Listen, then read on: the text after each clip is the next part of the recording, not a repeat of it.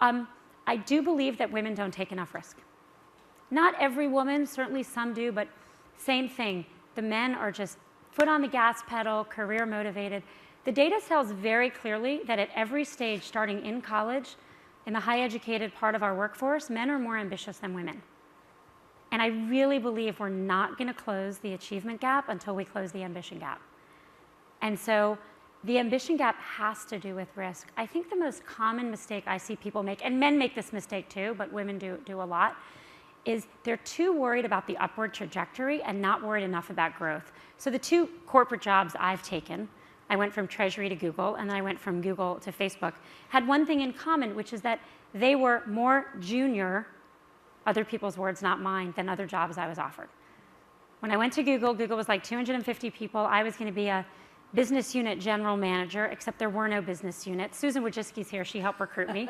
This was the non-job of all time. I mean, there was no job there. And I was offered like senior sounding, more senior roles at more established companies. But I really believed in what Google was doing. And Eric Schmidt gave me great career advice. He said, go for growth. Growth moves everyone up. It's growing, it works. And so I went to a smaller company with a very more junior, less defined job. You know, when I came out of Google, it seems obvious now to come to Facebook, but at the time, a lot of people asked me, right, you remember this, what are you doing? You're going to work for a 23-year-old, you know? No one knows if Facebook's going to be the next, you know, MySpace or Friendster.